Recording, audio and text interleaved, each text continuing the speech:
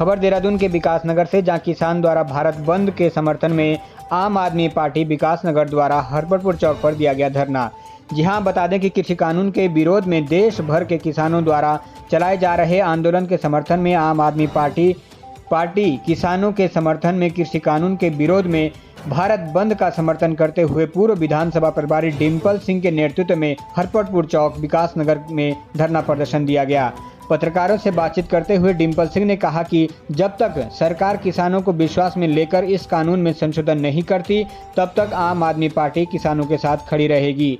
इस उपरांत पूर्व आईजी अंतराम चौहान भी उपस्थित रहे और उन्होंने भी इस कानून को किसानों के साथ विश्वासघात बताया। साथ ही आम आदमी पार्टी नेता और विधानसभा सह प्रभारी गुलफाम अहमद ने कहा कि सरकार ने धान का 3 महीने से अभी तक भुगतान नहीं किया है और सरकार द्वारा पारित कानून पूर्ण रूप से किसानों के हित में नहीं है। जब तक सरकार इस कानून को रद्द नहीं करती, किसान सड़कों पर रहेगा। इस दौरान आम आदमी पार्टी के कार्यकर्ताओं ने सरकार के खिलाफ जमकर नारेबाजी की।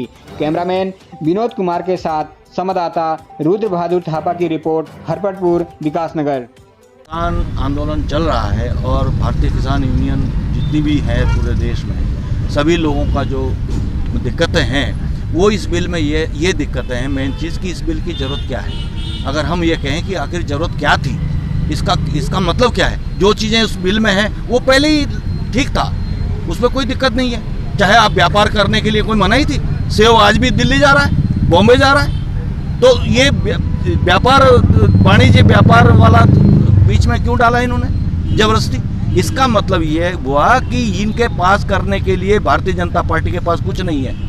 ये सिर्फ गुमराह कर रहे हैं देश को, और ताकि हम लोग आंदोलनरत हो जाएं और पब्लिक का ध्यान बढ़ जाए और ये विकास कार्यों को देखे ना और इनको वोट मिलता रहे। तो हम पब्लिक को ये जताना चाहते हैं कि ये वोट की जो राजनीति खेल रहे हैं ये बंद किया जाए। ये पहले कोरोना के नाम पे इन्होंने ठगी की, अब ये इस पे आ गए। अब इन्होंने 3 बिल पेश कर दी। एसेंशियल सर्विस एक्ट पहले भी था, अब भी है, उसमें क्या खास बात है भाई। पहले जमा करते थे, कहते हैं कि जमा करने के लिए आप जितना जमा कर लो, भंडारण कर लो। अब सवाल ये है कि अगर भंडारण वो करते हैं तो किसान भंडारण कहाँ करेगा।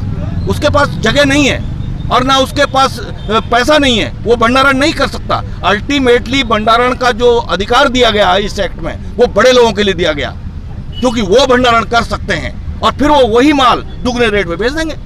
तो किसान लोगों को जो इस बिल में जो है क्या संशय है जो बना है। सरकार तो कह रही है कि ये बिल किसानों के हित में है, उसके बावजूद जो किसान जो है किस संशय में है। संशय इसमें ये है कि कई संशय हैं। एक तो ये कि जो एसेंशियल सर्विस एक्ट है बना हुआ है, उसमें ही संशय है कि जो चीज ऑलरेडी जब होर्डिंग कर सकते थे या उस पर किसानों के लिए क्या था कि वो जमा कर सकते हैं, आलू प्याज गेहूं वगैरह सब रख सकते हैं, लेकिन बढ़िया नहीं रख सकता था। ठीक, बढ़िया होर्डिंग नहीं कर सकता था, बड़े बढ़िया। अब ये स्थिति आ गई कि बड़े बड़े जो अडानी अंबानी टाइप के लोग इसमें आ जाएंगे, वो बहुत लार्ज स्केल पे इसको होल्ड करेंगे। तो इससे दिक्कत है किसानों को। दूसरा ये है कि एमएसपी जब मंडी नहीं रहेगी, कह रहे हैं कि बिचौलिया खत्म कर रहे हैं। बिचौलिया आपने मंडी खत्म कर दिया, अब तुमने दूसरा बिचौलिया शुरू कर दिया।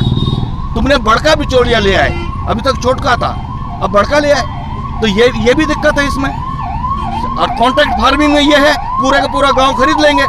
गेहूँ खरीद लिया, सेठ ने कह दिया कि मैं 100 रुपये किलो खरीदूंगा, मार्केट में रेट हो गया 150 रुपये, तब क्या होगा, एमएसपी खत्म।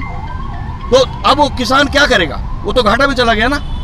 तो दूसरा यह है कि इस एक्ट में प्रॉब्लम यह है कि बिचौलिया कौन होगा।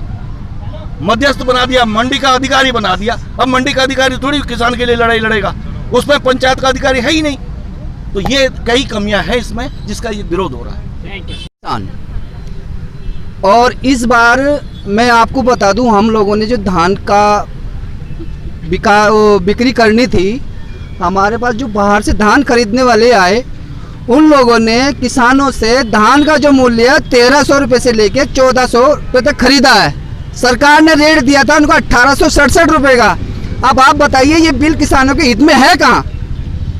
अगर किसान मंडी में लेके जा रहा है, मंडी में रेट उनको नहीं मिल पा रहा है, तो सरकार ये बताएगी हमें कि इसके किसान के लिए करेगी क्या। अगर सरकार ये चाहती कि किसान के हित में ये बिल हित में है तो किसानों की बात सुन क्यों नहीं रही? इतने दिनों से किसान रोड पे पड़ा है। अगर सरकार ये किसान चाह रहे कि भाई हमारे लिए कानून बना दिए जाए, एमएसपी दे दें आप, तो क्यों नहीं दे रही है सरकार? तो सरकार तो कह रही है कि आप लोग टेबल पे आइए, आप सुझाव दीजिए। सरकार मानने के लिए तैयार ही नहीं है। अगर सरकार मानती तो अब तक तो सुनवाई हो जानी चाहिए थी। अगर सरकार सुनती तो अब तक तो मान्य हो जाना चाहिए था। श्री मान्य जो हमारे प्रधानमंत्री जी हैं इस टाइम पर, उस टाइम चुनाव के समय तो किसान के लिए कहते हैं कि हम ये छूट करेंगे, वो छूट करेंगे, हम सरकार किसानों के लिए सब कुछ करेंगे। आज सरकार एक किसान जो है रोड पर घूम रहा है, रोड पर बैठा है, अपनी दिशा पीड़ा बता रहा है, तो प्रधानमंत्री सुन क्यों नहीं रहा है? प्रधानमंत्री को सुनना चाहिए ना।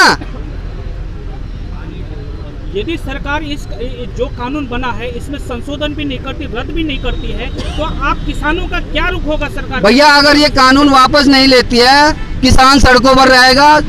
जो भी होगा, हम अगर 26 जनवरी अगर साल भर में हमें आंदोलन चलाना पड़ेगा, हम आंदोलन चला के रहेंगे और ये काला कानून वापस करा के रहेंगे।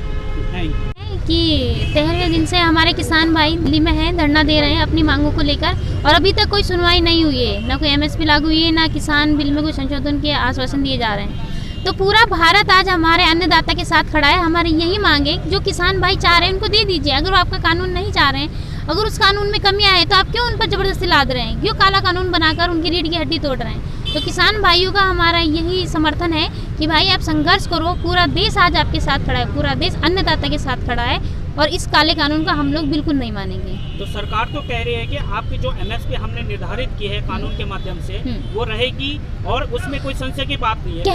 कहने और करने में बहुत बड़ा फर्क है। कहा बहुत कुछ जा रहा है, लेकिन कुछ भी नहीं हो रहा है। अगर ये सब चीजें कानून कृषकों के हक में होती तो वो क्यों इतने दिन से धरने पर होते? आप लोग समझिए, ये सिर्फ प्राइवेटाइजेशन की जा रही है इस कृषि को। इसके पीछे का जो पूरा का पूरा जाल बुना गया है, वो सिर्फ ये अंबानी और अडानी लोगों के लिए बुना गया है। इसलिए इसका विरोध हो रहा है, ताकि किसान जो हमारी खेती है उसका प्राइवेटाइजेशन नहीं हो।